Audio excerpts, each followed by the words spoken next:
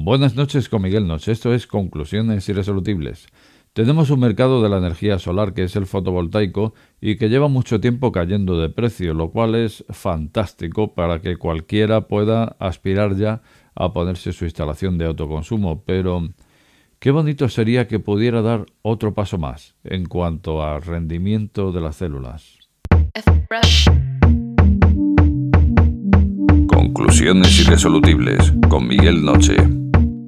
Pues sí, llevamos años y años en los que la energía solar, concretamente la fotovoltaica, está cayendo de precio y parece no tener un suelo, de lo cual nos alegramos, porque la verdad que ahora mismo te metes en una urbanización de chalets y ves que todo el mundo tiene placas, las famosas placas, paneles solares, pero no solo eso, es que incluso ves ahora en comunidades de vecinos donde también te encuentras esos paneles, incluso en cualquier tipo de mercado, de negocio.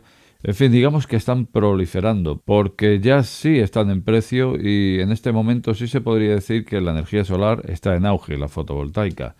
Bueno, esto está bien, sin embargo hay un aspecto pendiente que no acaba de mejorar. Y es que ese rendimiento, digamos que lleva años y años un tanto monocorde, no acaba de subir.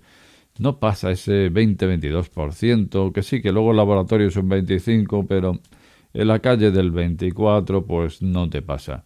No es que esté mal, porque al final sí que llegas a amortizar esa inversión, pero lo bonito sería hacerlo antes, tener más rendimiento, poder poner esos paneles en un tejado de una comunidad y que hubiera para todos los vecinos, y esto se conseguiría con paneles más potentes, que entregaran más energía en el mismo espacio de captación. Y en eso andamos y hay una tecnología que es la que está prometiendo el llegar a este crecimiento en rendimiento, y la verdad es que sería un crecimiento que si de por sí hemos dicho el silicio anda en torno al 24, 25 en laboratorio, porque lógicamente tiene un techo que está por debajo del 30%, así que no puede subir más. Hay que hacer cosas distintas. Y la tecnología prometedora para meter ese extra de rendimiento, ese empujón que necesita la fotovoltaica, está en manos de la perovskita.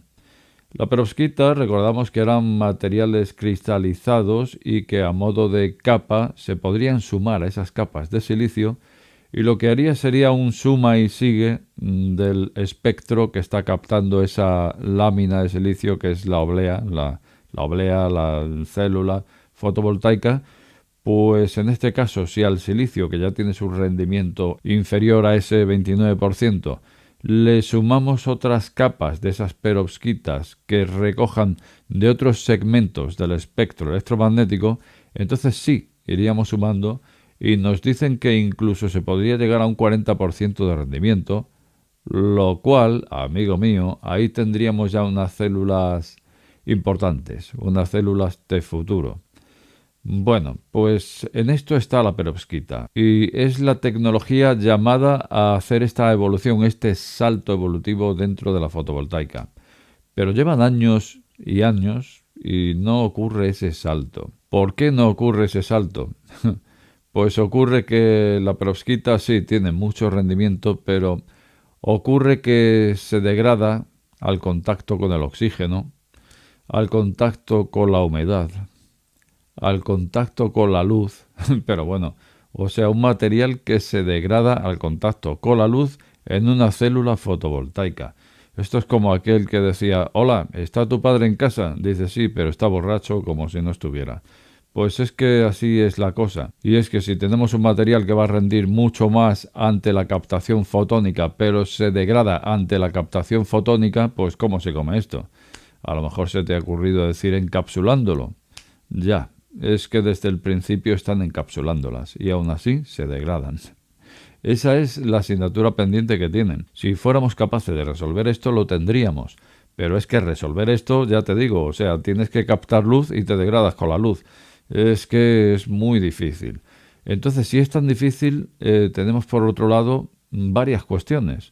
Una de ellas es que de aquí a 10 años, el mercado de la perovskita se estará revalorizando bastante. Hay por ahí números donde realmente va en un auténtico ascenso el mercado de las perovskitas.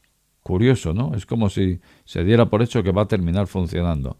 Pero en el programa de hoy he querido tocar algo más. Pues ocurre que hay una compañía que fabrica estas células de perovskita de alto rendimiento, Cubic PV se llama.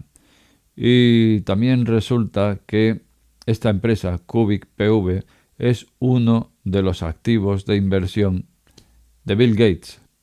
Así que, claro, cuando Bill Gates está detrás de esto, pues algo te hace pensar qué pasa aquí, ¿no? Porque Gates es una de estas personas que solemos decir no suele dar puntadas sin hilo. Y ahí tenemos invirtiendo en este tipo de tecnología de la perovskita.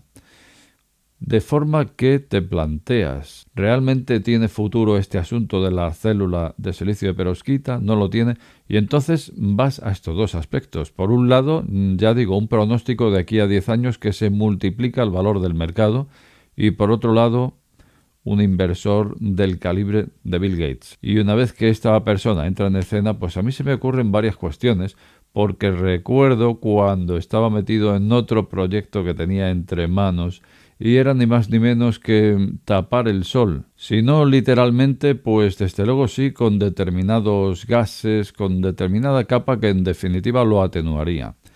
Y me acuerdo que cuando tocamos este tema yo me planteaba aquí y decía si, por ejemplo, a lo mejor al mercado fotovoltaico le iba a hacer la Pascua, porque a lo mejor resulta que cuando atenúas el sol con esa neblina que pretendía interponer entre el sol y nosotros, pues a lo mejor resulta que esa atenuación hace que el rendimiento de la energía solar decaiga. Bueno, pues entonces de aquí se desprendería la primera cuestión. Dado que la persona que pretendía tapar el sol ahora resulta que está invirtiendo en fotovoltaica, la primera cuestión que se desprendería sería esa misma. ¿Será que no va a atenuar el rendimiento de la fotovoltaica? Pero aparece una segunda versión también y es que a lo mejor podría decir yo invierto en lo que me da la gana y lo primero que florezca pues me retiro de lo otro. Es decir, si sale lo de eclipsar el sol, pues retiro la inversión de la fotovoltaica. Si sale lo de la fotovoltaica, meto en un cajón lo de eclipsar el sol. Por ejemplo, podría ser. Pero también podría haber una tercera cuestión, es que a lo mejor pues estuviera mayor y no se hubiera dado cuenta de andar. Si yo tenía otro proyecto que era tapar el sol y esto me va a atenuar el rendimiento de la célula fotovoltaica. No creo que sea eso. Pero en cualquier caso, pues ahí tenemos algo que nos hace pensar por qué una persona de este calibre, por lo menos a nivel inversiones, se ha metido en el mercado de la fotovoltaica de las perovskitas. Puede ser que acabemos viendo al final un empujón dentro de este mercado, porque es lo que se está diciendo, ¿no?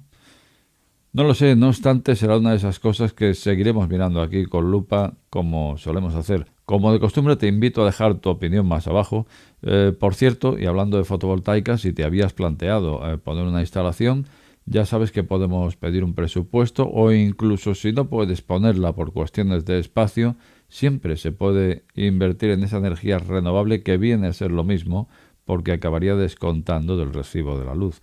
Te dejo más abajo mi correo por si quieres que pidamos ese presupuesto. También decirte que si acabas de llegar a este canal, no te suscribas o suscríbete. Al final, la última palabra la tienes tú. Buenas noches con Miguel Noche. Este programa está sujeto a posibles correcciones. De ser así, estas serán publicadas en la descripción del mismo.